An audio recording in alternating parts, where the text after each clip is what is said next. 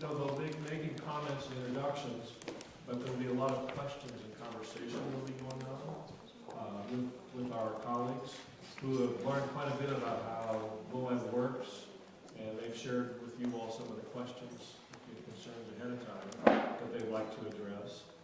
Suchi that you heard about is an example of a member of the 110 members that we have. That represents one of the 55 that are the big NGOs. And you got a sense of how they collaborate, what they do, how they became a member in 2006. And I might have mentioned to you at dinner last night that they were recognized as Member of the Year this past year at the National VOED Conference.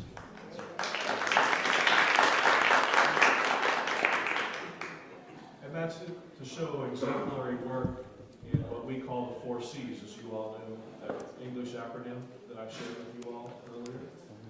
And so it was just a good sense, and of course they're our hosts, but it was a chance to give you a sense of where they're at, what they're doing with the collaborative, and their role. They also provide leadership in many other ways on committees. We heard about the committees and we talked about that. And I know Deborah and her colleagues will be happy to address some of those specific questions you had earlier. We'll be able to, of course, come back to that so we can talk about those questions you had as well. So with that, thank you all, and I'll hand it over to Cheryl so you can introduce all of our other members and partners that are here at this table. They all serve as partners to Southern California VOED, and some are actually national VOED partners. So I want you to get to know them also, and feel free to ask them any questions that you have. I will talk a little bit after, and let them introduce themselves first. Good afternoon. My name is Jason Yancey. I serve as the chair for ENLA, the Emergency Network of Los Angeles, which is the Los Angeles VOED. In addition to that, in my organization capacity, serve as director of Consumer Financial Protection and director of Hope Coalition America. We are national partners of the national, we are members of the national VOED. Good afternoon. On behalf of President Obama and the DHS Secretary Jay Johnson, I am so honored to be here today with all of you.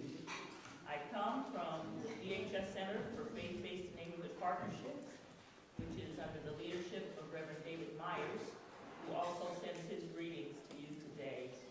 And we are a center of the White House, the Office for Faith-Based Neighborhood Partnership, assigned to the Department of Homeland Security, but with a foundational mandate to the Emergency Management Agency at the federal level. I also want to honor the hosts here today.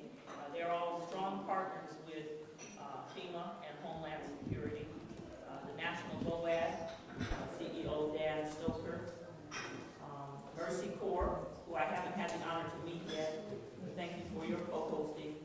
And also my dear colleagues who I love so much, the Suu Chi. I haven't been here in 8 years, so when I was driving up, I felt like I was coming home. They are also White House Champions for Change. They were honored by the White House last year for their work in disaster response and recovery related to Superstorm Sandy. So thank you for allowing me to be here today. As I mentioned this morning, my name is Lydia Armas. I'm with the California Governor's Office of Emergency Services, and I am part of the Recovery Division. I am also an Emergency Services Coordinator and a voluntary agency liaison. Hi, my name is Jenny Eugene. I'm with Director Leaf. We're a nonprofit based out of Santa Barbara, California. Our mission is to improve access to healthcare by donations of medicine and medical supplies. We do that on an ongoing basis as well as in disasters. We've worked in Japan doing a grant program. We work with Janet, actually, our big partner here. So we're really happy to be here. We feel really connected both with the VOED and with the Japanese delegation. So thank you. My name is Deborah Williams, as I said this morning, and I'm with Building Resilient Communities, and we work with the community and faith-based organizations to help them get prepared for a disaster. We are members of 2 county BOADs, Riverside County and San Bernardino County BOAD, and then also SoCal BOAD. So you're gonna, I think Cheryl's probably gonna give you an org chart, I hope. Okay, so you'll understand how we all kind of fit into this, but I'm just so honored to be here, and I'm excited to hear more about what you're doing and just dialogue, just talk. Thank you. Hi, I'm Alex Dayton. I'm the program manager for the Emergency Network of Los Angeles, so that means I serve the board which Jason chairs. It's a little unusual for a county BOAD to have had staff for so long. We have grant funding for the last 3 years. I'll remain until the middle of 2015. And I think this is a great opportunity for continuity, so I'm happy to answer any questions you have about how the county level BOAD works. I'm Robin Bishop, I'm with Tractor College as well as I'm one of the IMTs with Asper. You might want to let them know what the acronym is. The Assistant Secretary for Preparedness and Response. I feel really honored to be here. The nice thing for me after doing this for 34 years and being a responder is that I'm getting to be with people that their heart is so totally into it. And they're looking at people holistically as opposed to pieces. And looking at this whole piece of disaster that we have that is very multifaceted. And get started. And I'd like to start with, all disasters are local. And so, although I am here representing the state of California, we work from the bottom up, meaning all disasters are local, and we support, at the state level, we support the local efforts that are being done. And we realized realized a long time ago that government is not the hero. The state has limited programs, and when a disaster is beyond the capacity of the local government, they ask for state assistance. And when a disaster is beyond the state's ability to respond, we ask for federal assistance. And we reach to our partners to FEMA. And the Small Business Administration as well. So we have these partnerships in place, but what typically occurs during a disaster is eventually we all go away. And the nonprofit organizations are the first ones in and the last ones out. And we recognized that quite some time ago. And so the nonprofit organizations and our relationships with these groups and with our BOADs are the key to a successful recovery. Initially, when an event occurs, we will work with the local government and set up a local assistance center. And what we do is we reach out to our local nonprofit partners that can provide direct services. And we invite them to participate in a resource center. And what that resource center is, it brings along all of our partners. It brings along nonprofit organizations that can provide direct services, which may include mental health providers, partners like Suchi that can provide direct services, American Red Cross, Salvation Army, and many, many more. And also local programs that can help individuals rebuild and recover.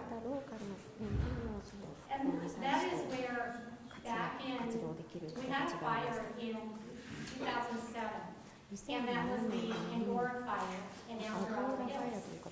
And during that event is where I first met the Sushi Foundation. And we had these members walk into the center, and they wanted to help, and they wanted to serve. The local government didn't know who they were. And the state, we were not familiar with the group at that time. And so from that, we developed a great partnership with them. And when a disaster occurs, we will reach out to them directly and invite them to participate in our local assistance centers. work closely with as voluntary agency liaison, I work closely with our VOAD, our state VOADs. California is a large state, and we have geographical challenges. And so we have two state VOADs, a Northern California and a Southern California VOAD. And we have great partnerships with them, with both state VOAD groups. And it's through those partnerships that our recovery begins. One of the big efforts is long-term recovery. When a disaster occurs, there's that immediate assistance that occurs. And the news cameras are there, donations are coming in, organizations are providing direct services. Well, soon after, the news cameras go away, and it's those organizations that are left and the individuals that continue to need assistance. And what we will do is we will work through long-term recovery groups that are formed to help individuals recover, begin the recovery process. And Cheryl actually was part of a very successful long-term recovery group that started after some fires that have occurred in California. And not sure, Cheryl, do you want to talk about a little bit about that in more detail later? But it's through those long-term recovery groups that people are able to receive direct client services, mental health services, and it's manpower, material, and money is what the organizations bring to the table. It's getting together, it's collaborating, it's coordinating, it's minimizing duplication and maximizing their resources so that everybody is not doing the same thing and individuals are being assisted. And a big part of that is case management. And I'm hoping that Cheryl will talk a little bit about case management and how that works. But I have to say that government has realized a long time ago that we're not the heroes.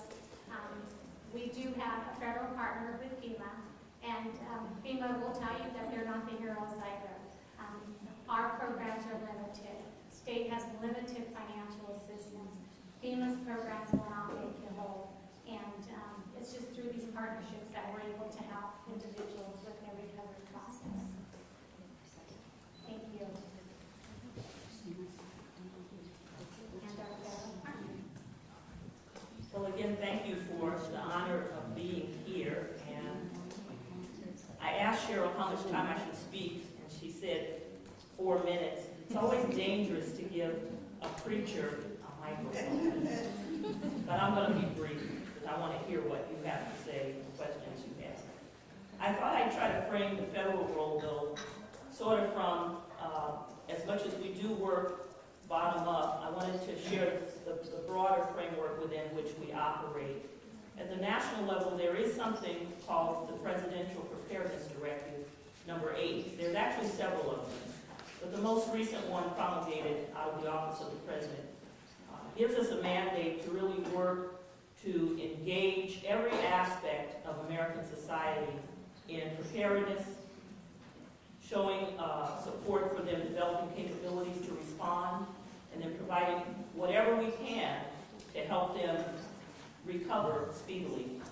So within PPD8, FEMA has promulgated a doctrine called whole community, and this is a doctrine that says we must look at every single aspect of our society, whether it's government, business, faith-based and community organizations, foundations, the school districts, whatever aspect of society you can think of, people with access and functional needs, and work intentionally to support the engagement of them in their local emergency management process, as well as learn from them in how we do emergency management federally. As I looked at the recommendations from this piece that was passed out, lessons and recommendations from Japanese civil society for the post-2015 DRR frameworks, it made me think about our work within that context, because as I looked at your 12 recommendations, there are 5 that the Center for Faith-Based and Neighborhood Partnerships within FEMA really seeks to focus on. And those 5 have to do with considering diversity within vulnerable groups, considering gaps between what we say at the federal level and how easy or difficult it is to implement that at the local level. Accountability and really encouraging capacity building, coordination mechanisms so that there are some recognized roles and responsibilities across every sector within society during a disaster, and then also supporting local initiatives. And as we talk about local initiatives, we find our national VOAD partners at the local level to be very important to the work that we do. When we're invited into cities, and in this area, this is actually the 7th city that we've done this type of work in over the last 4.5 years, we always look for a VOAD entity or a strong VOAD member. And in Los Angeles, we were fortunate to have both. We had EMLA, of course, under Jason's leadership and Alex's directorship. We also had the Red Cross, which in this part of the country is the only Red Cross with a liaison devoted to reaching out to diverse faith groups. And then we had groups like Suchi and World Vision and some of the others who, some are EMLA partners, some are not, where we've been able to work through them to help reach some of the diverse populations and some of the vulnerable populations in this community. We are now taking this model of building resilience through engagement, assessment, training, engagement in exercises, and affiliation in some officially recognized way. We're taking this model, which we call building resilience with diverse communities, to another city, probably within the next 1.5 years, but we're also taking the concept to a more national platform through the National Association of Counties. In the United States, there are 3,000 plus counties, and we've been invited to present this model at their upcoming Resilience Forum in the spring in San Francisco.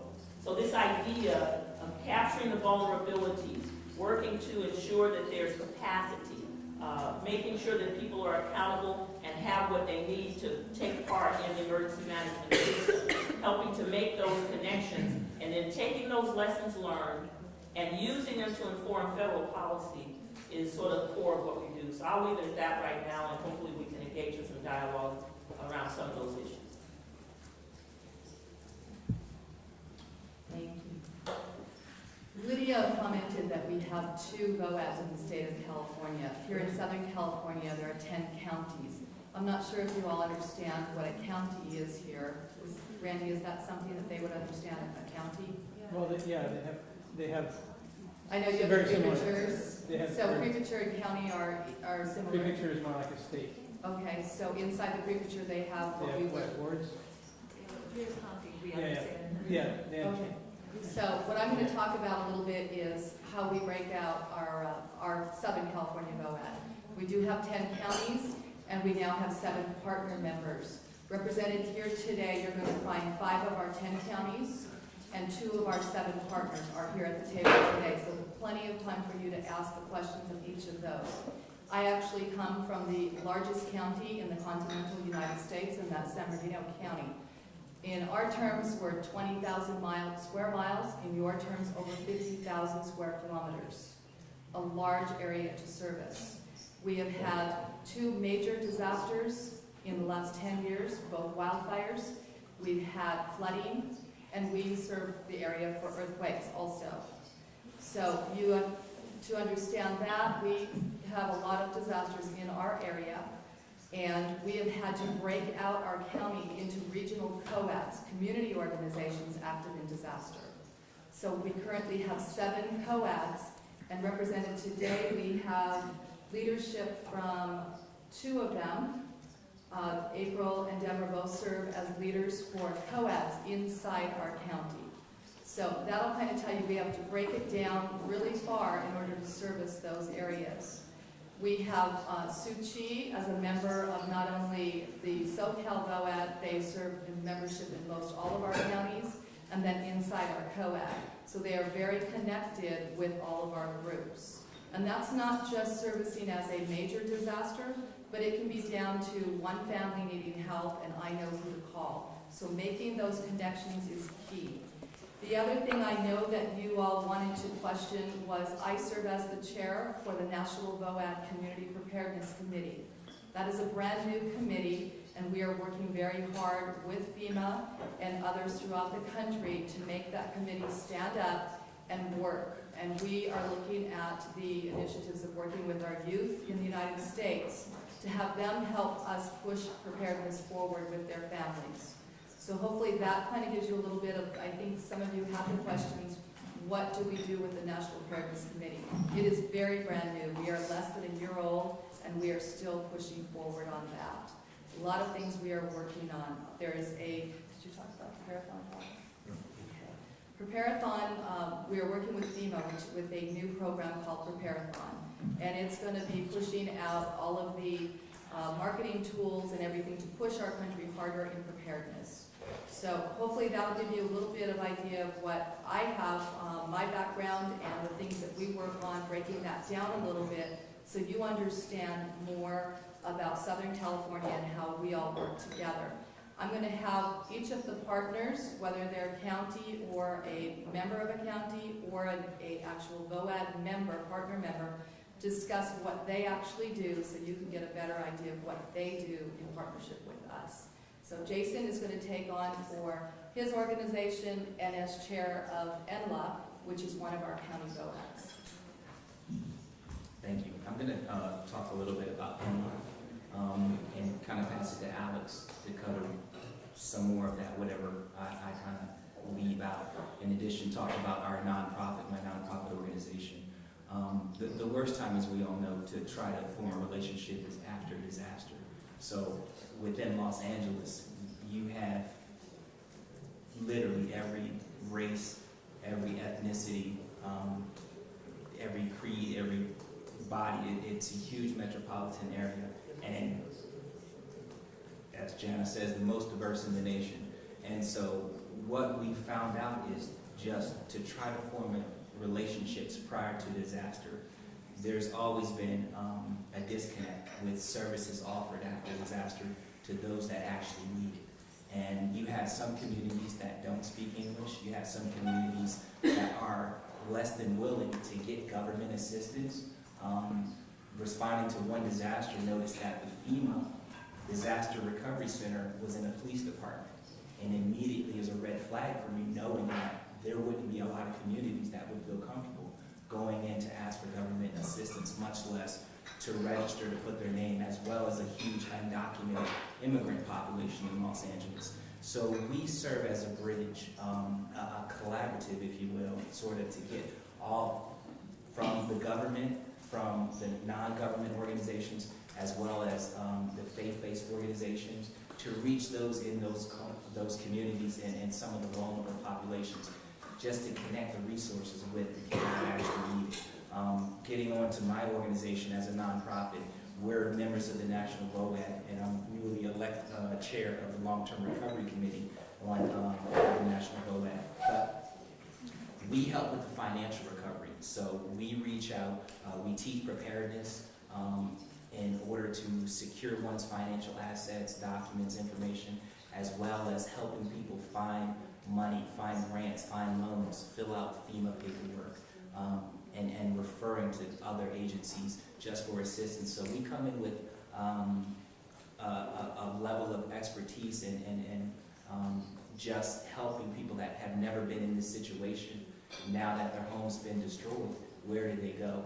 And within Los Angeles, within a 2-mile radius, you have severely poor, under the poverty line, to multimillionaires living in mansions, and both need services because those rich communities don't have nonprofit organizations because they've never needed them in those communities. So we found them going to some of the disaster recovery centers in the same line, from one extreme level of poverty to the next extreme level of the highest socioeconomic status. So basically, kind of covering a lot of things that we do, but just sort of bridging the gap with the services, providing the communication, letting people know what is available prior to and after disasters.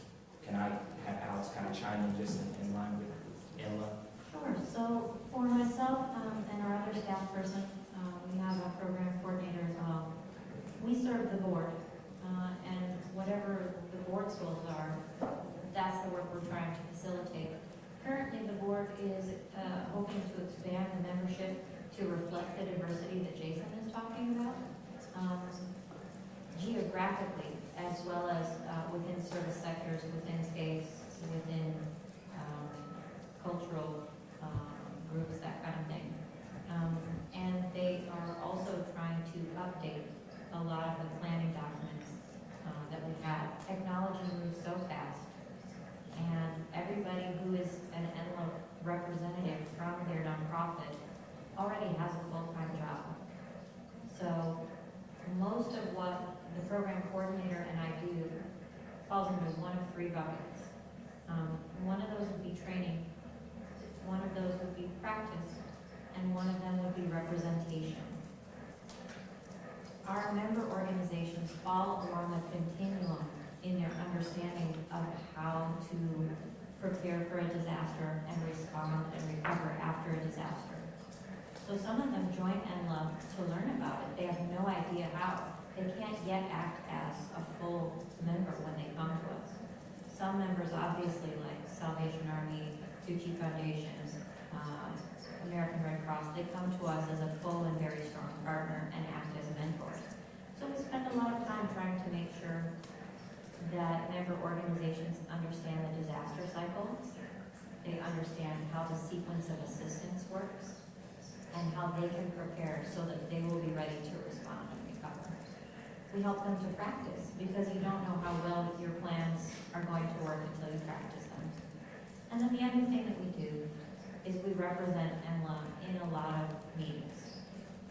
We go to the meetings so that the organization provides A lot of meetings. a lot.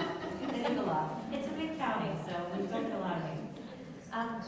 We want to make sure that the host organizations feel the endless support from the LA County BOAD first. We also want to find out what's going on and bring that back to the board and the membership. So I would say those are the three big things that we're trying to bring to the nonprofits in LA County. And when people ask what NLA does, my description usually is we're an association of nonprofits who do disaster stuff in LA County. And that covers the whole thing usually.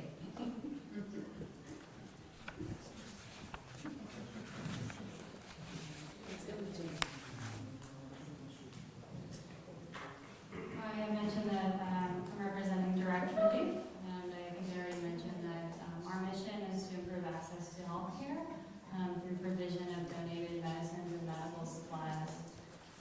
We've been working internationally since 1948, and in the United States since about 2005, following Hurricane Katrina.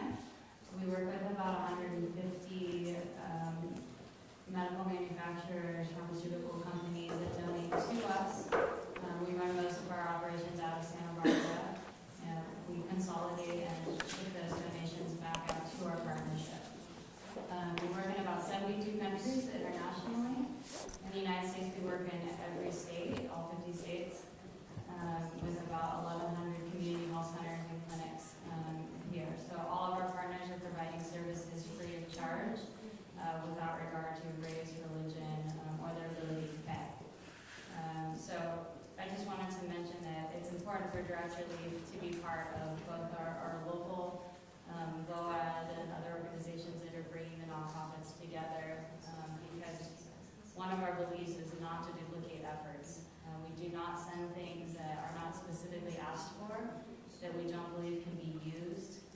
And it's important in a disaster, especially when things are very confusing, to know what our partner organizations are doing as well. And BOAD is an excellent avenue to do that through, so we can find out what resources may be needed that we have, or what resources we might need that other organizations have.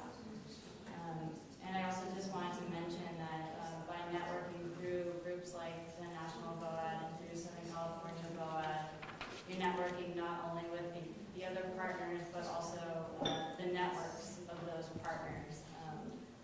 So to not only bring the value of those partnerships, but also the partnerships of those organizations.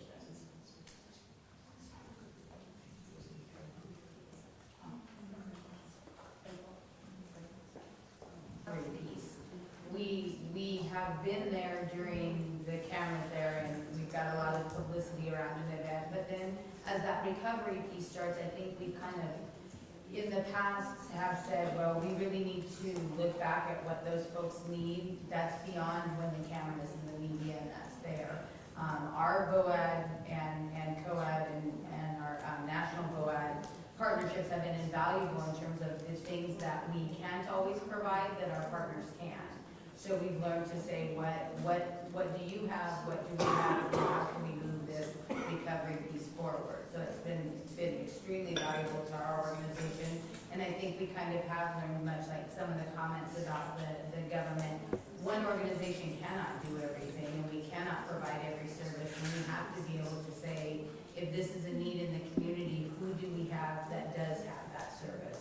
Who has, maybe not them, but they have a partnership that we can go back to and say, this is an unmet need, and who can meet that need, even if it's not our organization, even if it's a partner or someone else, to say, yes, that we can reach out in that direction. So all of our partnerships coming together in one place where we can really have them all and go to that resource and say, okay, where is what we need?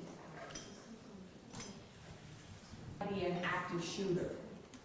You know, so there's all kinds of disasters that we're helping them prepare for. Suchi, I'm so glad that you've been able to be here to get an understanding of what Suchi does, the wonderful work that they do around the world. They are a faith-based organization, and they are amazing. Presbyterian Disaster, Catholic Charities, they're all faith-based organizations, and they do amazing work.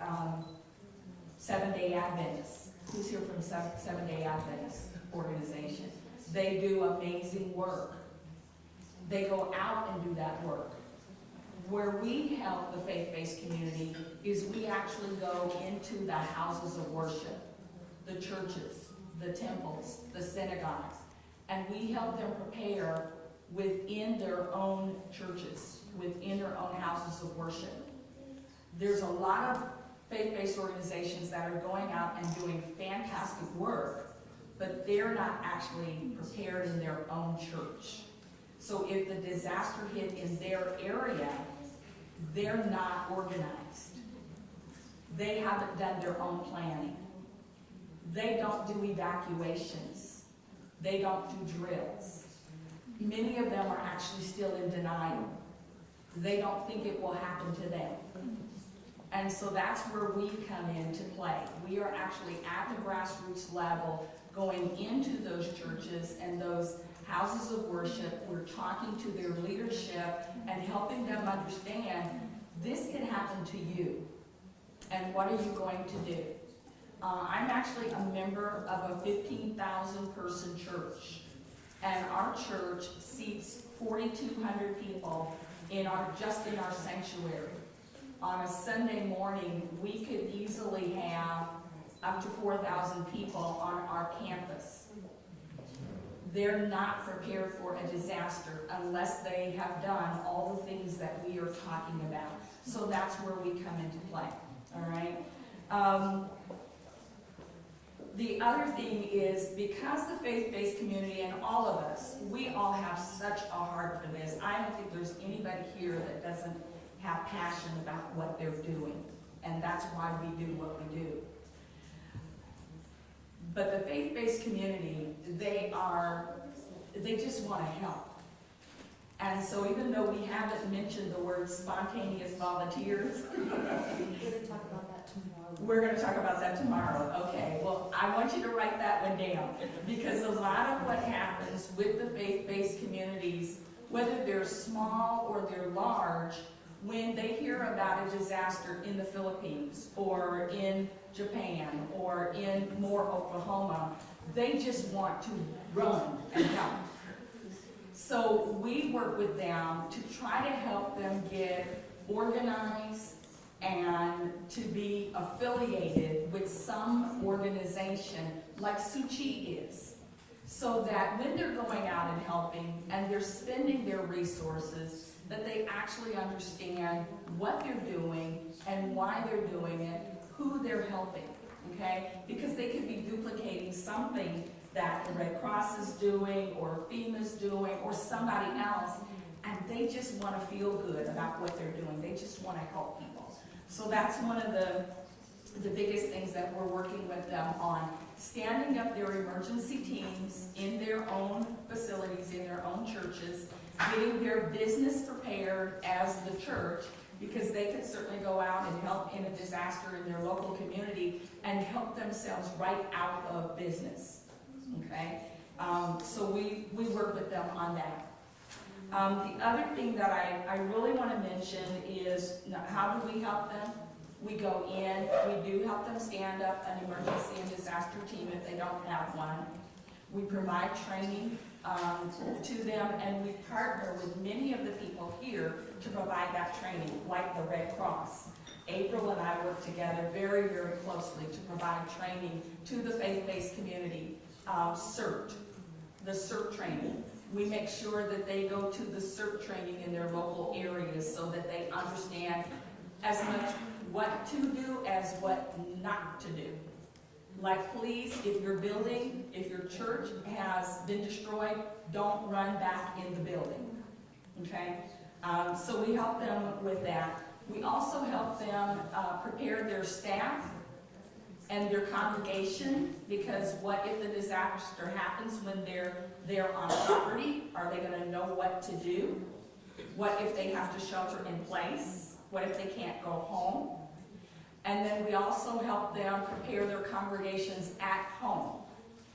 What we know is when a disaster happens, and you all know this, when a disaster happens, people are going to run, especially if they're people of faith, they're going to run to their local faith organization for help.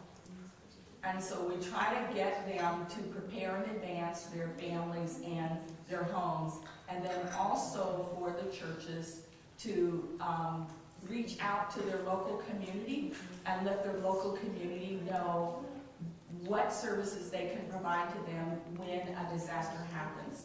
So we have established a program called the Ark of Safety. And so our concept is that every house of worship could become an ark of safety. You know the story of Noah and the ark. And so we want every facility, every house of worship to become an ark of safety. So I think that's kind of what we do. All right.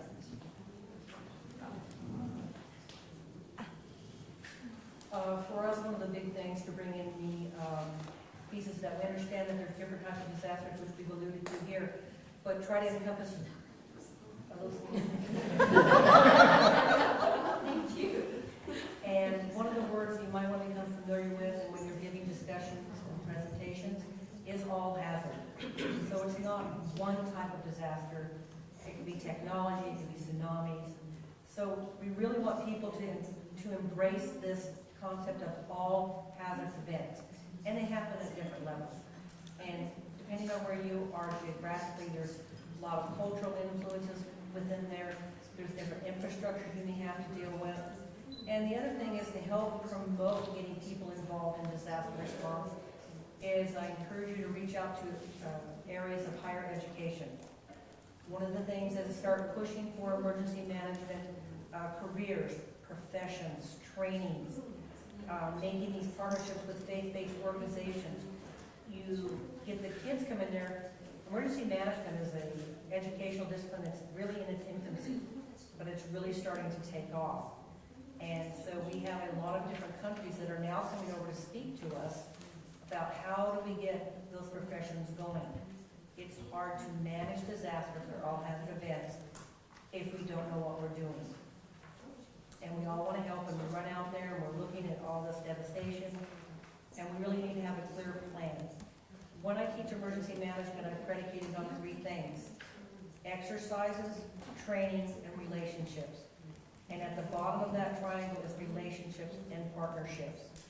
And that you bring in that higher education not only so that you can get professionals trained. Many of you here obviously have a heart and really want to get involved in it. But start taking some more formal education. Starting your educational programs within your country. If you can't find the education you want there, reach out to the U.S. We have lots of different programs that can help give you some thoughts. There are some online classes that are free, so there's obviously no cost to you, that will help you in your endeavor to create this very all-hazard response, recovery, and preparedness community. So that's one of the things I want to push out there, get that higher education going in there. Start looking at that as a profession. And managing volunteers and nonprofits are definitely a profession. Whether you want them to come or not, they will. So you need to have a plan to deal with that.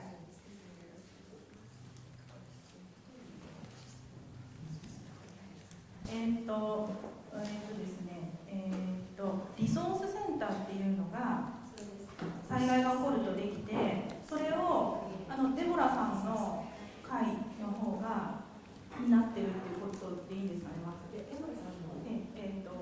はい、グループ、団体。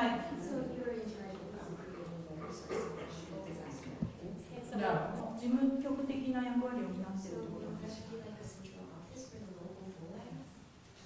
Can you hear me when I speak? Yeah. Okay, thank you. It is a coordinated effort with the local government.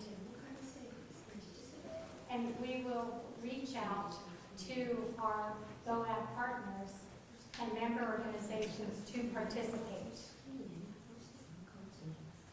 And the reason we do that, all the time without, I'm sorry? you communicate with us all the time without having a local office right here with me.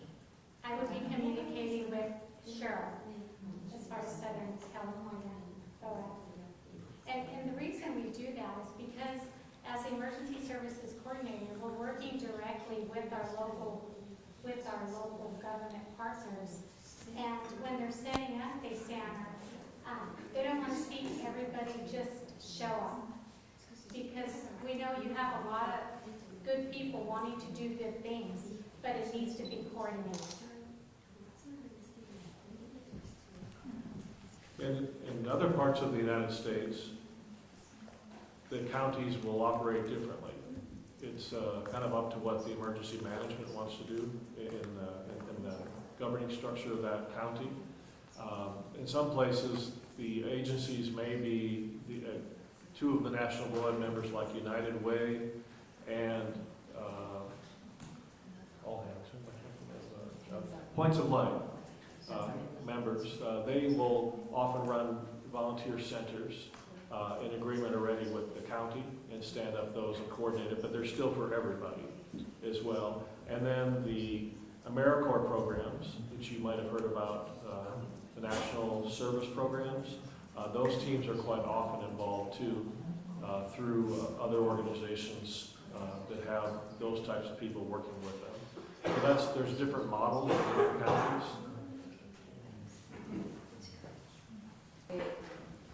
今の質問の確認なんですけど、ディザスターリソースセンターっていうのは災害対策本部事務局、エマージェンシーオペレーションセンターの外に設置されて、ボランティアの人とか災害対応に関わってくる人たちが集まれる場所という意味でいいですか？ One of them is a resource center for services and providers. And so it's organizations that can come and provide direct services to the survivors of a disaster. And they will come to the center to receive assistance through and register through FEMA, our federal partner, register with American Red Cross, Salvation Army, individual organizations that can assist. The other one, and I think you're going to hear more about this tomorrow, is a volunteer center that was referred to. 先ほどジェームさんがディザスターリカバリーセンターともまた違うんですね。The Recovery Center is the same as a local assistance center. And in California, we operate local assistance centers / disaster recovery centers. So they're one and the same thing. It's just a local operated.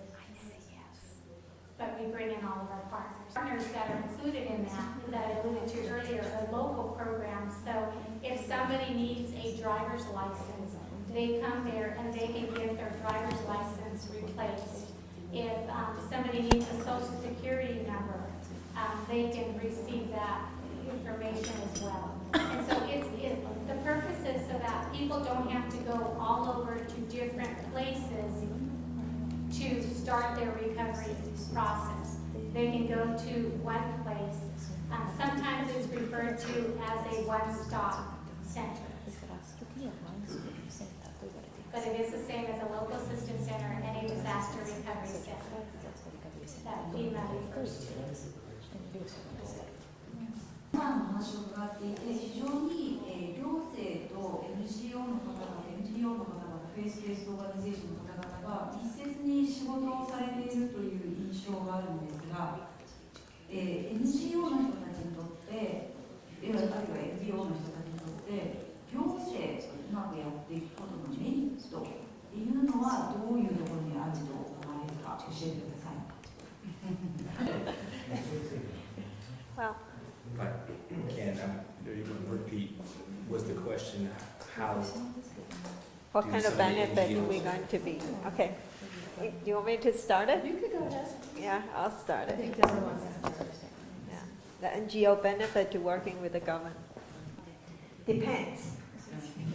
Sometimes it's good, sometimes is you will back up a little bit. Depends on what we are looking for. Some of the disaster, just like recently, we have fire in Glendora, just right here, driving 15 to 20 minutes.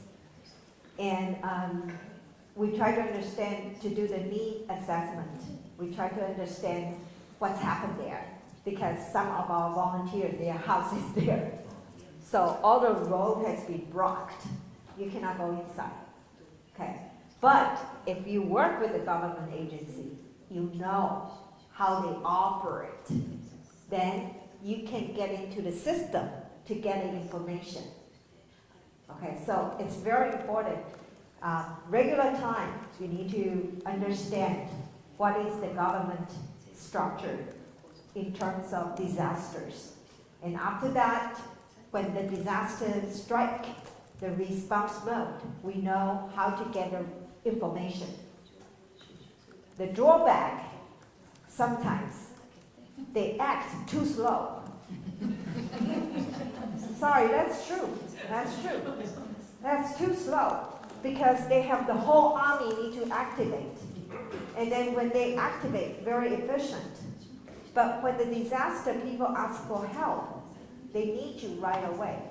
That's why sometimes in a very remote area, government cannot be there in a timely manner.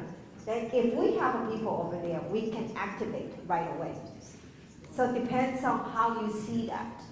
But the really benefit for us is we know government how to respond.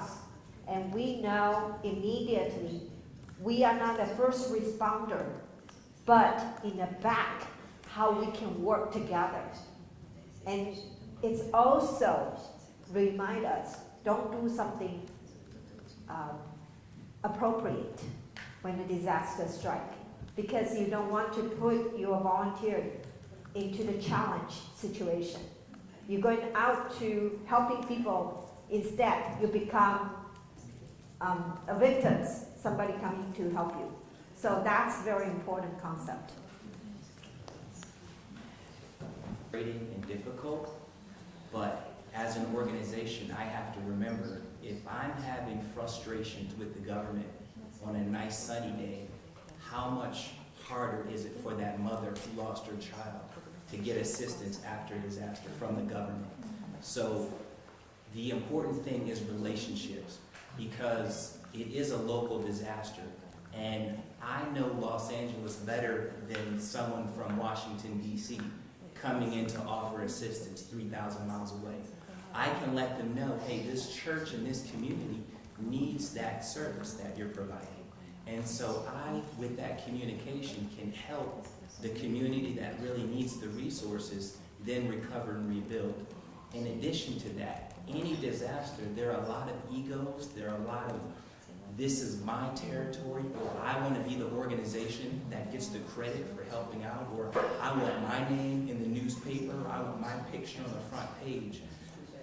And it is, but it's a realistic situation that happens, and having this relationship helps with those type of issues. When you have issues with the city, saying this is my area versus the county, or when you have the police department fighting with the fire department over a disaster, losing focus of what's important. So knowing all of the parties involved, we then can have these relationships before a disaster to really help people that need to get help. Organizations, specifically when it comes to the relationship, is build those places where people who are feeling frustrated have somewhere to go. We're offering them that middle resource almost, and that's what we've kind of tried to build in our county, is pieces of kind of all of the different organizations, so we can come together and say, how do we really mitigate some of the issues and move specifically the recovery forward. That is the place to build that trust and say, how do we, you know, when we are going to these populations, we're partners with these different organizations. If we don't have that relationship, we have someone who does. And that's what you're really trying to create, is almost that middle layer for the populations to not feel like they're trying to fight to get some assistance, where our partners can sometimes come in and help that move forward a little bit. Logistics of having those volunteers. So we need to shelter them, feed them, water them, making sure that their psychosocial needs. We talked about taking care of the people that are affected by the All Happen event, but we also have to look at taking care of the people that go out to help them. So those people you might engage come out and do recovery or preparedness or any of those types of activities. It's important to have those pre-partnerships built upon. The other thing is it builds a trust factor. You know exactly which ones to go through. I use the analogy, many of you have doctors, and when you get sick, you go to the doctor. You've had the doctor for a lot of years, you feel comfortable telling them what's wrong with you, right? What happens when your doctor's out of town, or you have to go to the emergency room, and you have to go talk to someone you've never seen in your life? How comfortable do you feel doing that? Are you willing to really share everything with them, or do you maybe hold some things back and do just the minimum you need? And some of you are looking like, yeah, I'm not going to tell them anything. And I understand that. So those partnerships are important. So one, we know who we can trust. Two, they can help us support our volunteers in terms of logistics. And we can make sure that from a safety aspect, we know where they are and where they can interface and we can use appropriately as more command and control comes into these disasters. We know where they're going to be needed. You as local responders, again, as they alluded to here, will be able to tell. I want you to remember that a lot of the organizations that are here are the larger organizations that are fully integrated and we all are working together. The churches that we work with are maybe don't really know anything about disaster, they just know they happen. And so our job is to educate them on all the various roles. What's the role of local government? What's the role of county government, state government, and federal government? So that whole education it's critically important, and them even trying to figure out what is their role as the faith-based community. We still have issues around separation of church and state. And that's a cultural thing. So it does impact the relationships that a church may have. They may say, I want to help, I want to do disaster work, I want to get involved, but I don't want to do it through the Red Cross. Or I don't want to work with the government, I just want to go and do it on my own. So it's very, very important that we help everybody understand what their role could be, what role they could play, and why it's so important for all of us to collaborate. We're all about collaborating because it maximizes resources. That's a major reason to work with the government, whether it's local or county or state or federal. that's a major reason for all of us across the counties to work together in the faith-based community. Because somebody in Santa Barbara, in a church in Santa Barbara, may have resources that are needed in another county. But, you know, you can't be all things to all people. So if we collaborate and coordinate everything, then we're gonna be better able to take care of the disaster. And then the second thing, and I think Lydia mentioned it, you're gonna go away. Government's gonna go away at some point. The news media is gonna go away. The lights and cameras are gone, and the people are still hurting. And it's typically the community-based organizations and the faith-based organizations that are still there, boots on the ground, that are trying to pick up the pieces a year, 2 years, 5 years later for those people. So it's very important that even though it is frustrating, it's like family, you know?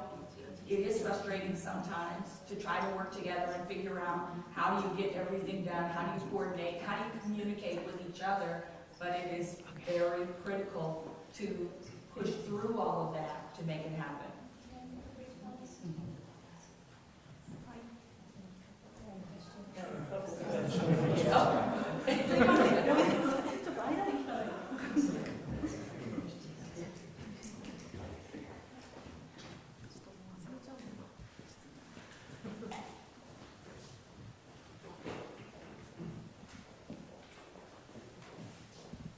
ですね、長期的な復興支援がすごく重要だって考え方は日本も全く一緒で、一緒なんですけれども、ただ、資金力の弱い小さな団体っていうのは、その支援をしたくってもなかなかできないという現実があります。そういう時に先ほどのリソースセンターが間に入ってくれて、それで資金援助してもいいよっていう団体とつなぐ役割をされているのか、それともリソースセンター自体が何か寄付金を受け付けて、それを分配するというスタイルがあるのか、はい、教えてください。The state does help support financially the local assistance center as far as the location and maybe supplies that they may need for that particular site, or even costs that they may incur for operating that site. But we don't directly fund the efforts of the agencies that are there for the nonprofit partners. Could I speak to that? Sure. Maybe Maybe it's more of a question. No, maybe it's more of a question to you all. Sure. Because I was under the impression that in the long-term recovery process, many of our federal agencies will provide some sort of funding, whether it's for the case management or whether it's for social services or what have you. Now, those aren't going to last forever and ever, but it's separate from the response phase. Right, and if I can add to that, what I'm saying is the cost for the center itself. So the facility itself, we do provide support through reimbursement for the facility and some of the costs incurred. And I think what was just mentioned were some of the services. And so there's dollars that we can provide through programs, a case management program, for example, that will help provide monies for an organization to provide direct services to a client to help them begin their recovery. And it's more of a one-on-one, what have you received, what do you need? And that process all takes place through long-term recovery groups.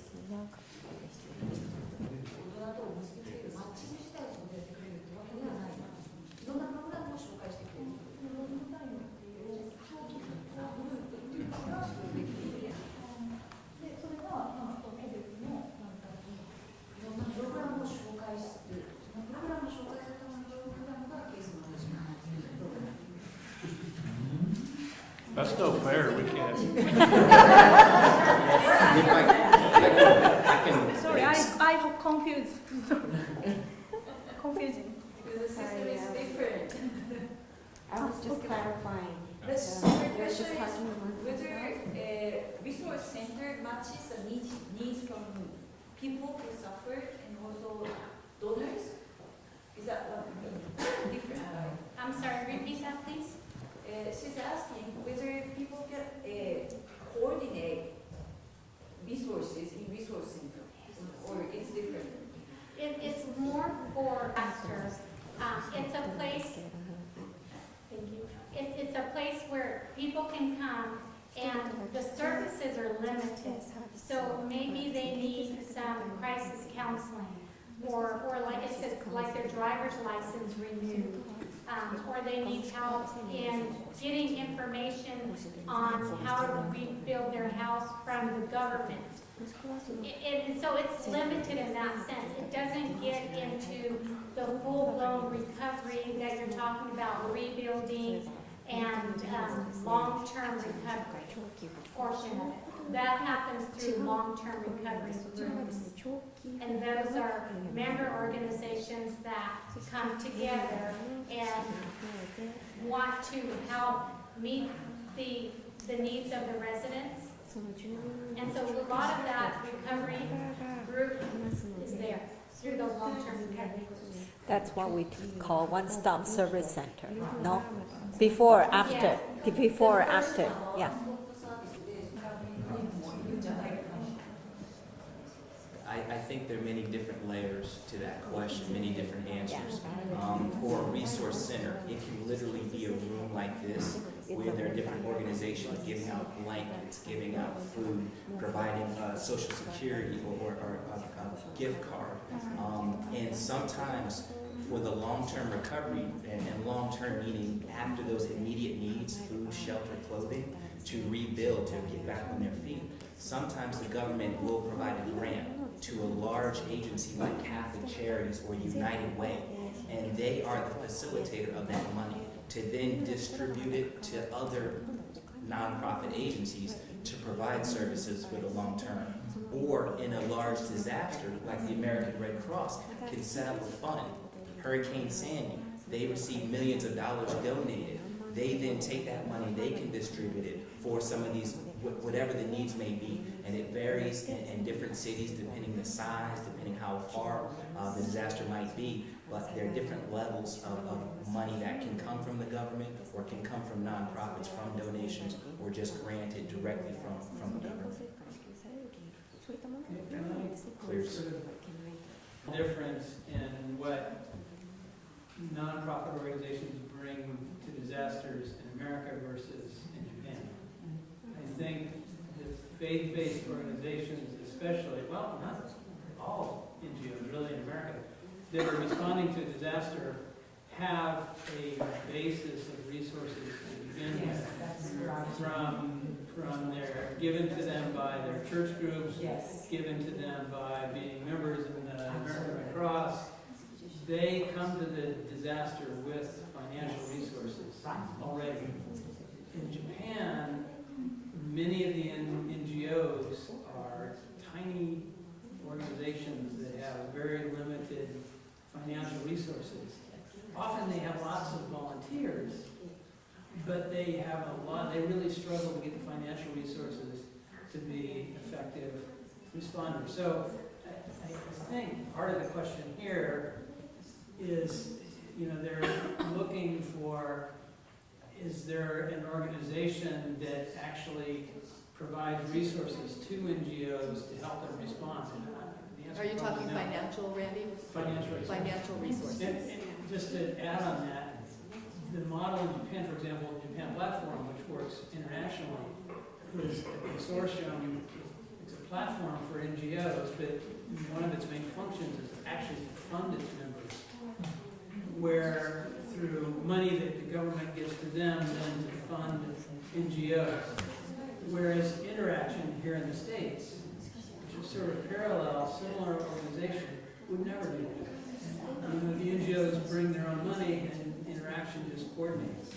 So they're conceptually very, very, very kind of different. And I think some of the questions are coming because of that fundamental difference in what the challenge is for NGOs in Japan versus NGOs here.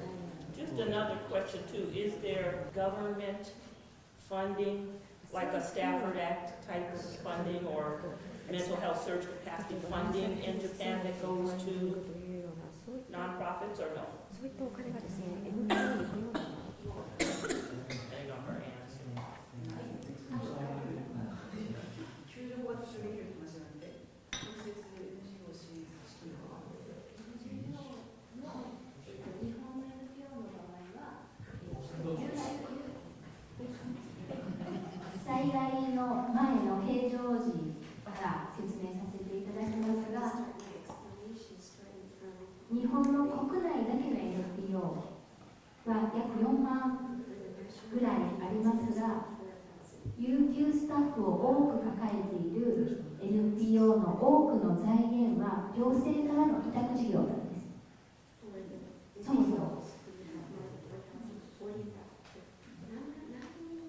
4万ぐらいの団体があって、その中で有給スタッフを複数抱えられている、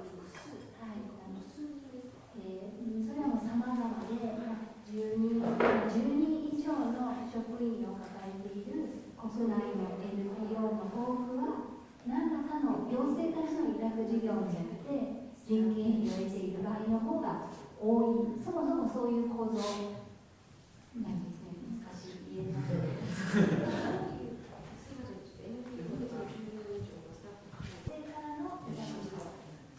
国からお金をもら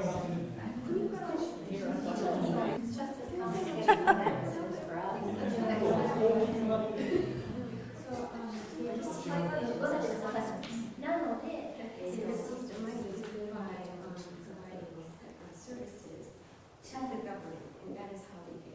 なので、災害の後の活動を続けるためのファンドレイジングの方法も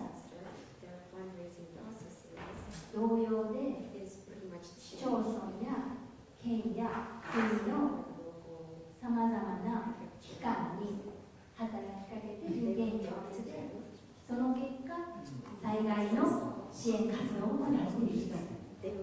例えば、そうなんだけど、例えば福祉施設でいうと、介護のお金か救助法のお金かのどちらかを災害時に得て福祉避難所を経営したり、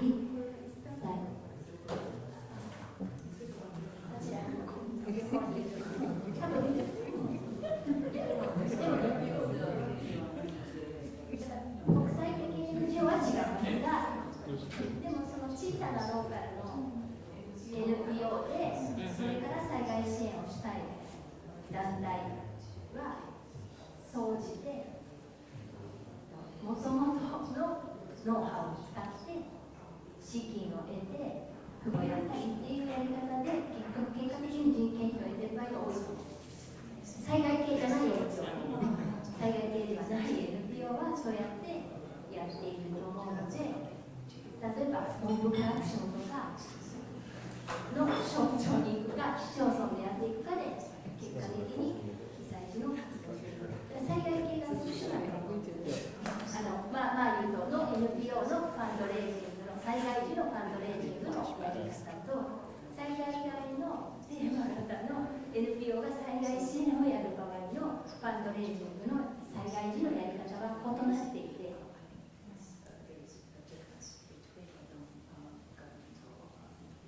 で結局心のケアや介護は災害ではない NPO がやるからよくし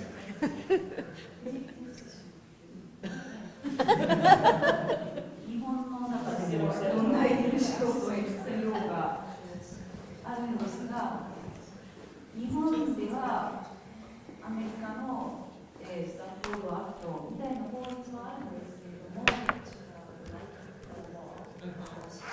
だけれども、その法律の中で NGO が位置づけられるっていうのは、この東日本大震災が起こった後の話、去年の話です。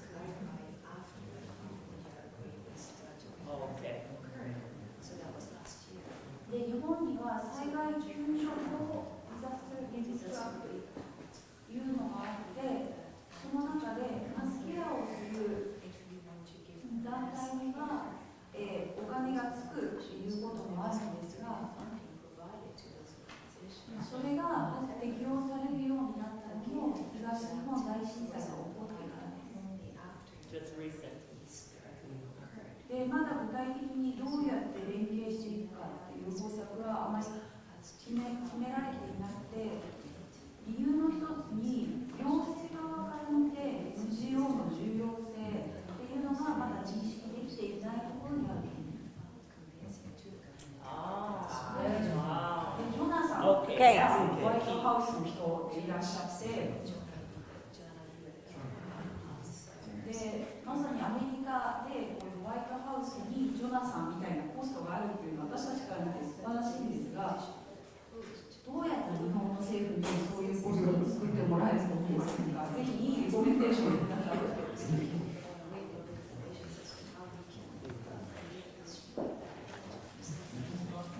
Well, I'll just be short with that, but I think that is a worthy topic for us to follow up on. We're doing similar exchanges with Germany and some other European countries around how faith-based groups engage with government and how government supports that. The National BOAD is a partner of ours in that. So while that might not be the discussion for today, I would love for us to be able to have some broader discussions around that, including colleagues from our U.S. State Department, as well as USAID, but particularly state, because they're the ones that fund a lot of the exchange dialogues around some of these issues. So if there's a way to follow up on that, Dan, David, I'm sure would be very interested. My boss and the people at the White House would be very interested.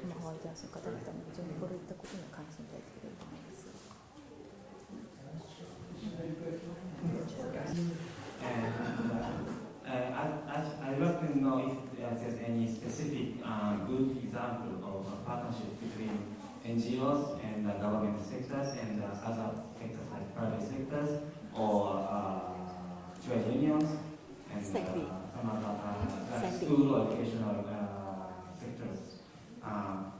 This question is because my organization, JANIC, is a Japanese Extension Network. And we have a partnership with trade unions and the private sectors, and we are collaborating for mutual learning on international development. So there might be a good example when disaster happens. I think Jenny has already talked about partnership with the private sector, but what about other sectors like trade unions and education sectors? If there's any. Is actually with the government. I am an emergency services officer for San Bernardino County, and my position is to work with the BOAD. So I actually hold a government position working with these partners. That's how tight we work where I'm from. So it is not unheard of to work together. We all work together in that partnership. I work with the feds, the state, my big partners right here, California Volunteers. I would not be doing what I'm doing in my position right now with the government without those partners. Understand? Yeah, I understand that. I'd like to know if that's right. Trade unions or private sector? Yes. Absolutely. Yes. I know that they are in good partnership, but what about with other sectors? Because all of those. So it's not always that way, but I'm very lucky I get to do that. So those sectors would include the academic sector, the business sector, Right there. philanthropy, She's with colleges, academics. retail, I work with communities, all of them. banking industry. Okay. Youth groups. We, in the United States, we call those partners our critical infrastructure key resource partners. They are part of, I believe it's legislation, but I'm sure it's a policy directive, that we have identified 16 sectors. And then I believe that's congressional, the CIKR sectors, that we work with across federal government. I can't name all 16 now, but the top ones are the academia, the business, various business communities, whether it be telecommunications, the whole logistics supply chain, the movement of commodities, the air line companies, the banking industry, the electrical grid. And so we've been trying to get faith-based, actually is identified as a new critical infrastructure key resource partner within that congressional directive. We haven't been successful with that yet, but across every emergency management department, they work across all those sectors. It's interesting that in San Bernardino, you have the X on all of those. You're carrying a big load. Big load, big load. When we have a meeting of the VOAD, all of those partners come to that meeting. So we work with the first responders, whether it's fire, law, our police departments, our businesses, our school districts, colleges, all of our faith-based, all of different, anything that you can think of, we invite to the table. Because we know, because we've gone through it, in a disaster, we need those partners. Not only as it's happening, but like we say, after. I live in an area that was burned in a very severe fire. 10 years later, we are still in recovery. So my heart goes out to all of you for what you're recovering from 2011. I'm still in recovery from 2003. So it's a long process, okay? We didn't lose hardly anything compared to what you've lost. So it is a long process, and without those partners, we couldn't do it. Thank you. Most of the member organizations of national, state, and local BOADs, they have their donors and their different ways they get funding. A lot of their regular funding, for some of them, is exclusively from the public. Sometimes it's from the private sector. And many of them, their regular budgets are from government grants that just keep them operating. Their challenge is when they don't fund disaster. So when disasters happen, they have to surge in their capacity, and that's unfunded, and it becomes very stressful for them in many ways. It's a big challenge that everybody has to address. But the private sector, many of the organizations have partners that deploy. They might have a furniture partner that will then make massive furniture donations to a warehouse that the Adventists might run, but it might be another member that's deploying that, and those go out to different families that they found are needy. So that's kind of how that works. One thing I might also add about funding that the government provides under the Stafford Act, there is funding that goes on with certain agencies through that are contracted to do certain services. Some of the larger organizations like the Red Cross or Salvation Army or even Southern Baptist sometimes, these organizations will provide mass care services, and they might be mission assigned, so there is some sort of support sometimes with that. That's also, you heard the example of case management also that's provided, but a lot of that sometimes goes through the states. There's a new process in this country that was just revised this past year to where FEMA can now, on an interim basis, provide direct mass care services and even case management directly to an NGO. They don't have to go through the state, with recognition that a state, once it requests those programs, they will transition to the states. So that's been deployed. The Red Cross has been a recipient of a number of case management grants in the past 12 months for that sort of program directly from FEMA. And so those are some new examples of partnership based on new protocols. ありがとうございます。難しくなってきたので、リソースとお金の話じゃない話を聞かせてください。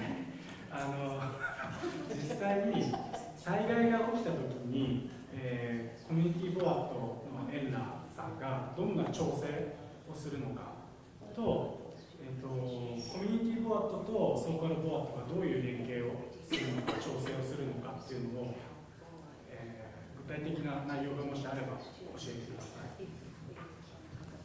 It's not going to include you, because it's going to include Riverside County. Riverside County last summer in July had two fires, two very dramatic fires. They lost some property, but it was not a high enough dollar value to be declared a disaster where they could receive funding. At that point, when Riverside County activated their BOAD, I received the phone calls, how can the SoCal BOAD help them in doing case management, donations and things like that that were not given on a higher level. So on the smaller level, it's very difficult when we do not have the funding come in. So it leaves that particular VOAD a area that they cannot quite figure out how yet to take care of. So we are still working to find those victims, which there were not a lot, but to them and to me, anybody that loses their home and has children, elderly, anything, they have no place to go, that's a victim that needs help. And somehow we as a VOAD need to come together, whether it's the local VOAD or Southern California VOAD, need to come together to help those victims. Now on a larger scale, I'll let Jason talk about how NLA works with SoCal VOAD and then on to the national VOAD. Going to start local. So, as Robin mentioned earlier, regardless whether you want them or not, nonprofits and organizations are going to come into the affected area after disaster to provide assistance. One of the most critical things is information. And so as INLA, one of our goals is to provide that information. If we're working out of, the Disaster Recovery Center, or we're getting situation reports from all of the organizations, all of the nonprofits, all of the government organizations. We're figuring out who is in town and what do you do, what service do you provide. So we're having weekly meetings if there is a disaster for all of the partners, because like I said, some people come from out of town not knowing the lay of the land, not knowing who's here. So we want to centrally locate all of those services. So we will have weekly meetings, monthly meetings, depending on the need. And this is an opportunity for every agency to report out, for Catholic Charities to say we're providing this service, or someone feeding to say we have this capacity to feed, we're feeding every day, where do we go? And this way we're matching the needs with those services that are coming in from out of town, as well as our local agencies reporting out. So it's mainly about just being centrally located, knowing then that Cheryl is going to bring in the county resources, the other SoCal VOAD members from each city, county will then come in and just have a point where we can coordinate. Same thing with national. Myself in my capacity as a nonprofit, I travel to every disaster to assist with the recovery.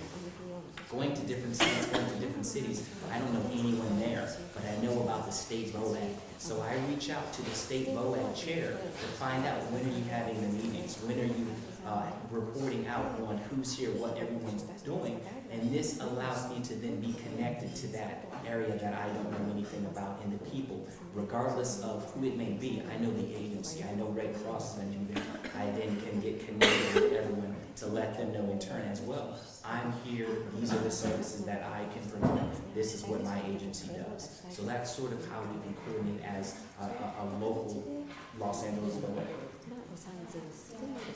Hospitals have planned ahead to understand their capacity to respond. That means they have to have created a disaster plan for their organization. They have to know what their finances look like. They have to understand how many volunteers they can provide. They have to know when they can say yes, when they get activated, and when they have to say no. One issue that we're running up against, because we're in a very large jurisdiction, LA County is very big, but we also have a very large city within LA County, which is the city of Los Angeles. So our member organizations may be called locally, very locally, to respond first. In LA City, they may be on the block where a fire starts in the city, for example. They may go provide water to the people standing outside, waiting to be able to go back into their home. So they may be responding on a very small local level, just on their own recognizance at that time. Then when they get activated by EMLA or by the jurisdiction, they have to make a decision. Can they continue to respond?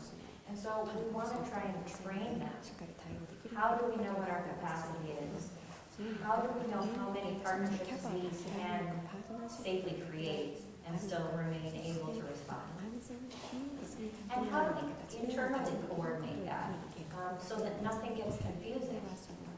Can you be a partner of LA City Emergency Management Department? Can you be a member of ENLA?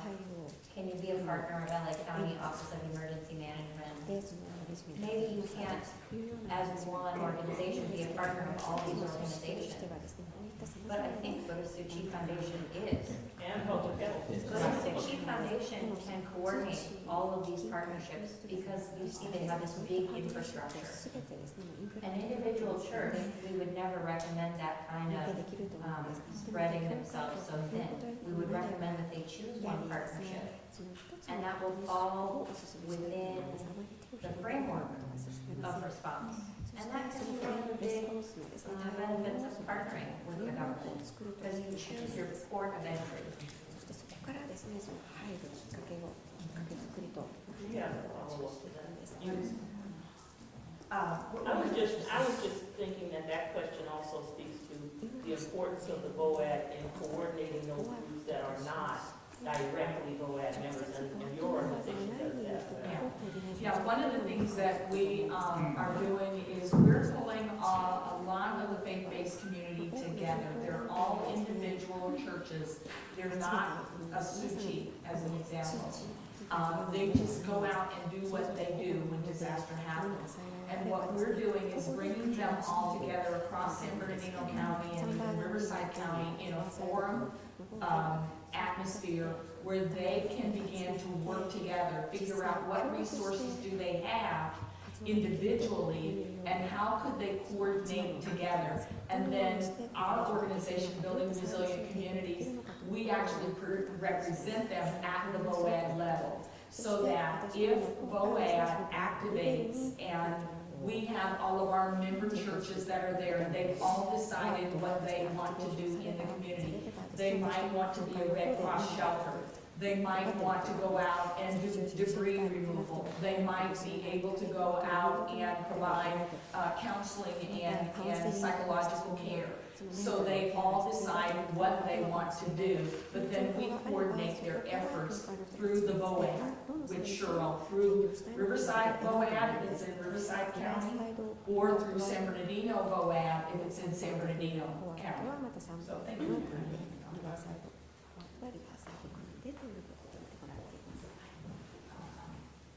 すいません、誰がどこで何をしているかっていうような情報を集めているという中で、なんかそのフォーマットみたいなものがあるんですか？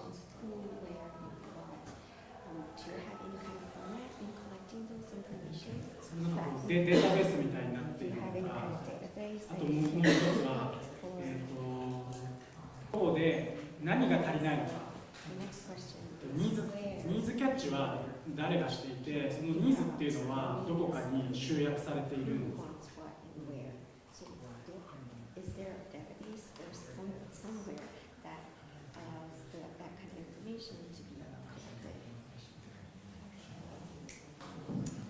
That is truly a problem that we're working on.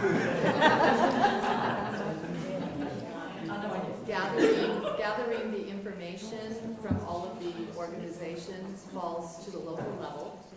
And we find that sometimes it's very hard for us to get the organizations to give us that information. Not everybody is as willing as a Suchi or Red Cross or ENLA.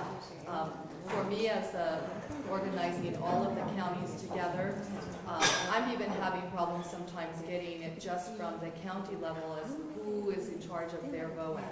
So there are some counties that we have a hard time with. They change the positions and who's in charge. Their local level then is, for them, they need to get that information together.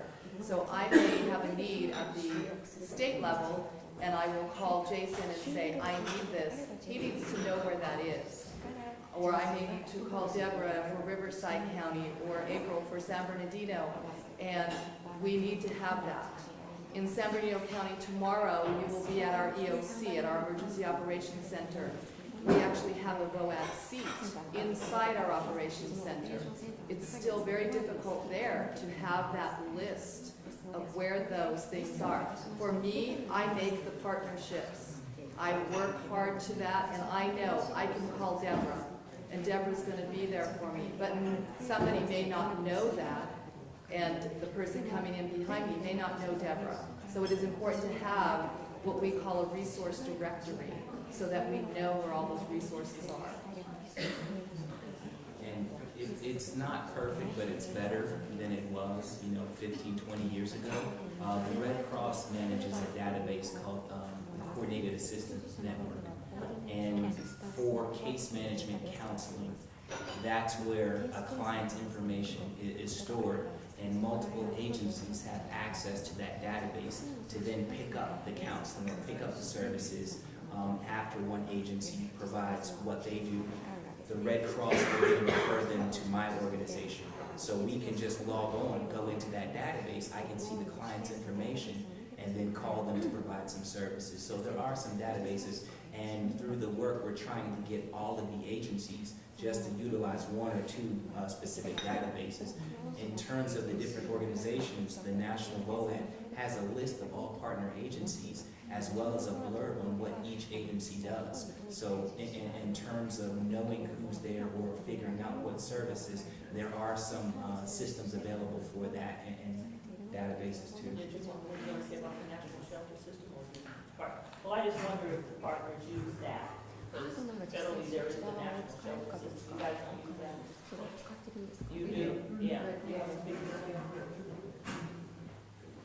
So, of all of our shelters, and it's broken down, our Red Cross shelters, our partner shelters, shelters that organizations that we work with, that their folks may be trained to work in the shelter, but we still use that as one of our mass care shelters.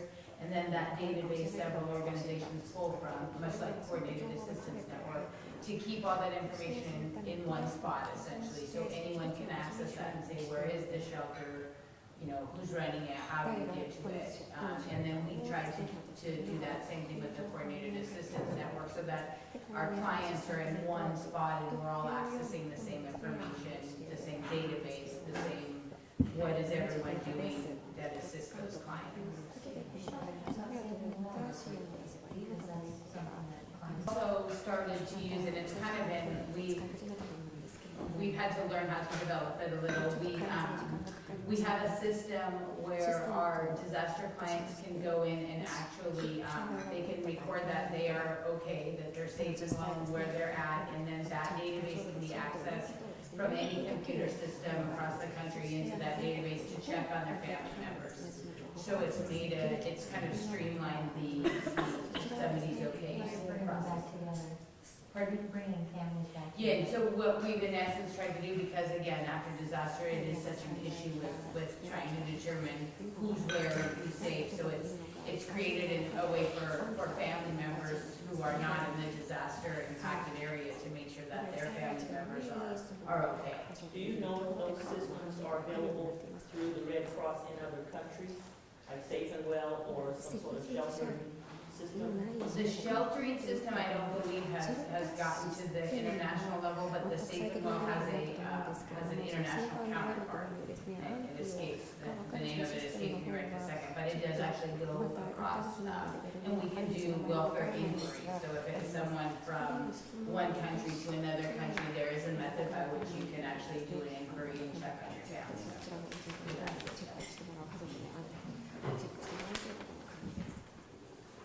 For you that have the smaller NGOs, you said you had several of them, but they're very, very small. Some of these are very large databases, and we've actually progressed to that piece. So I want you to think about progression. So what may have to happen, you start in a very small community, and it may just be an Excel spreadsheet. And what you're trying to do is basically what we call resource management. And resources are people and stuff. So you have to make sure you understand that there's people and stuff, and logistics are very important. And so what you need to do is get that small group together, you get one database going, and then maybe, and I guess we don't have counties, so to speak. Kind of similar, so then you get something at the city level, then you try to get your partners from the county, or what's equivalent to you, together, and bring all these little pieces together, and someone then starts to incorporate them. So basically, you're starting foundationally from the bottom, going up. If you try to start at the top and go down, it's going to become very convoluted and very confusing for you. And that's the way we started years ago, and we still do that in many areas. I've got a piece of paper. Dr. Scott, what can you bring to the table? And so that's the things you need to look at. And in your resource management, let's say you're doing resource management for a church or something, they're saying they can provide things, or they can provide people. Maybe they can provide medical people. And so you want to get their qualifications down. So when you're looking for those particular people, maybe you need a mason, maybe you need a bulldozer. Then you know what those are. So for resource management, people, stuff, and what they can do. Start at the bottom, move up. And that's a really good point. I was just asking Dan about the Church of Jesus Christ of Latter-day Saints, which has a presence in almost every country in the world. And they really have a good way of, even at the family and neighborhood level, doing that kind of resourcing in a very simple way. So thank you for sharing that, Robin. It's really good. And the interesting thing is just-in-time volunteers. I needed, during the 2003 fires, we had so many fires that many of our firefighters, summer patients, volunteers, had ran out of everything. In addition, I had nowhere to care for them. They didn't have toothpaste, so we had a big fire, and then 3 days later, it snowed. We had people from Arizona, they don't understand snow. So, what I did, I got help for it, but I don't really care. My people need stuff, I'm gonna get it. I happen to work with a radio station a lot, and that's the other part we really want to bring in is media, radio. Make sure you get those social media sites up. This is the way. Bring that technology in. When we talk about, she was talking about we have centers for people to come. Why can they not be virtual? Why can you not take and manage your resources virtually? Again, making sure you have a redundancy plan, like paper, pencil, what it all goes, so you know what. Just stuff to be prepared with. So I got on the radio and said, this is what I need. Within 2 hours, there were over 25 LDS vans pulled up at the fire camp down there at Norton. And in there were bags of toothbrushes, toothpaste, deodorant, socks, clothes. They had it all packaged up. You may find yourself in a position with some type of event. I don't really know who to go to. I need some stuff. Use that social media. Just make sure you have a plan for it. And use the radio to get it. And they were able to provide that stuff to me. So that's an example of where I used them, and I knew exactly what this is. Because in some of our areas in the state, everybody listens to a scanner. They apparently don't believe in TVs. They're in a rural area. They're looking for the excitement. And so as soon as they hear those big fires, they're waiting to do something. So use them.すみ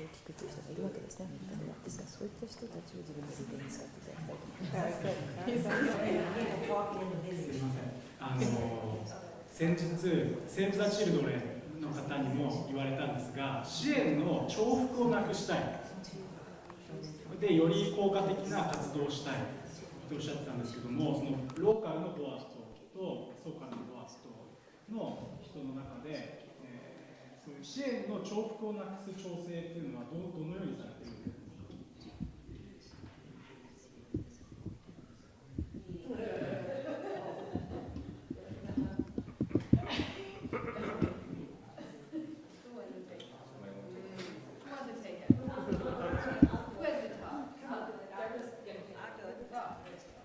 ？Okay.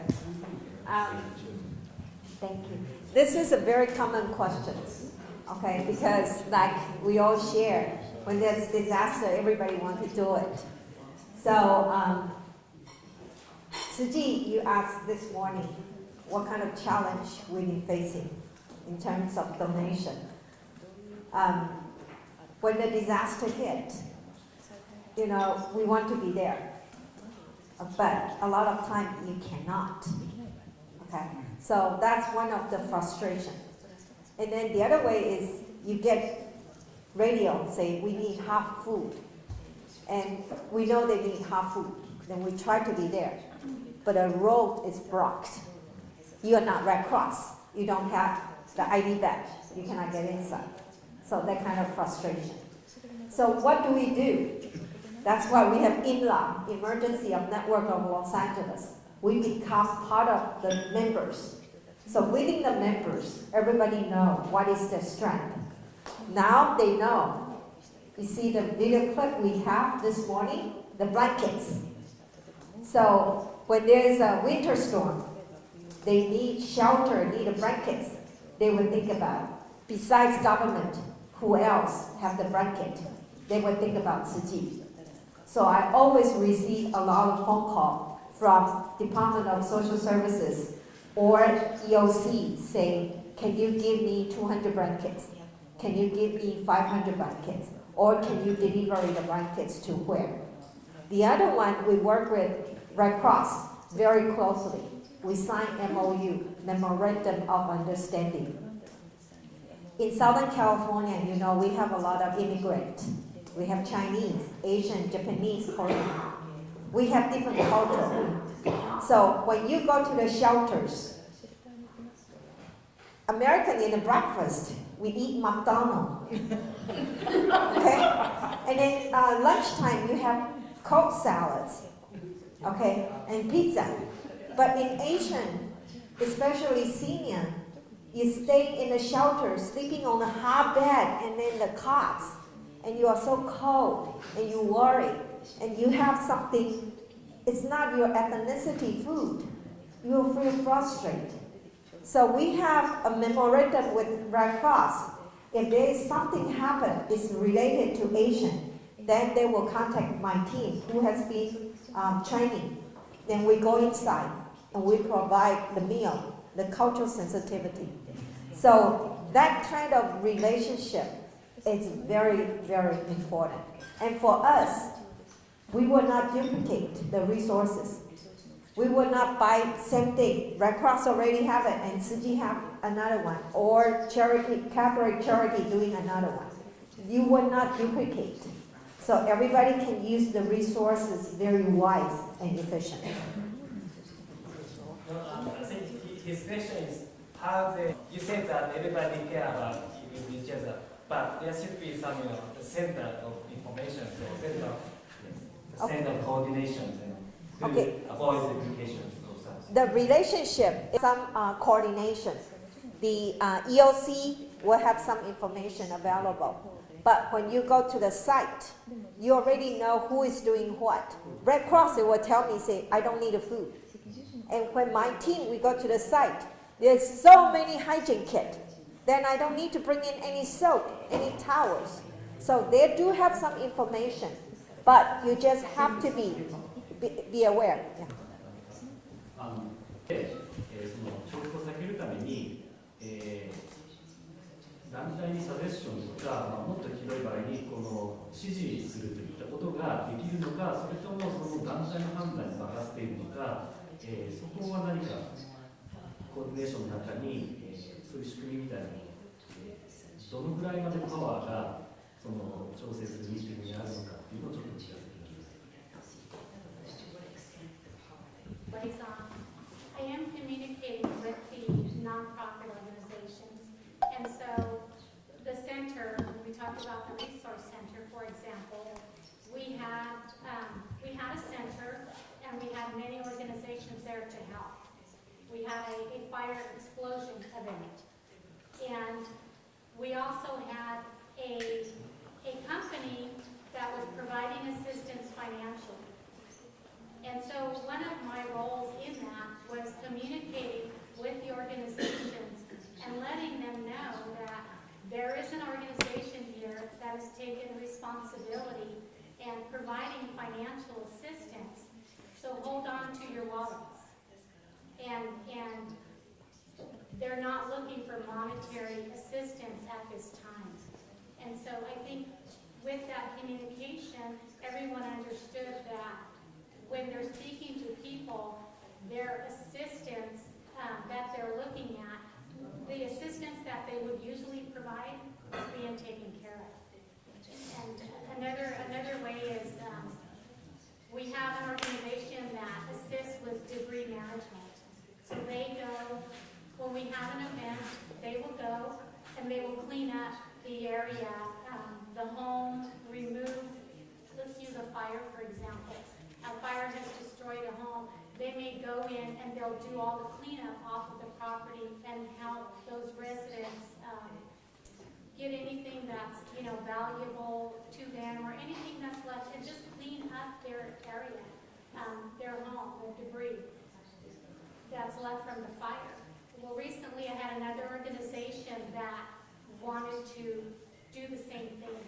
And so one of my roles was to communicate with both of those organizations and let them know the magnitude of the event, how many homes were destroyed with that event, and that there is another organization that's providing services. And so in that particular event, the other organization said, okay, thank you, we're not going to go in and assist because you already have someone doing that. But as a follow-up, we are going to have, I am going to have a communication with these two organizations. One of them is new to California, it's been here about a year. The other one we've had an existing relationship with. And so I am having a conversation with them so they can both understand what they do, what their limitations are within their organization, what their capacity is to serve.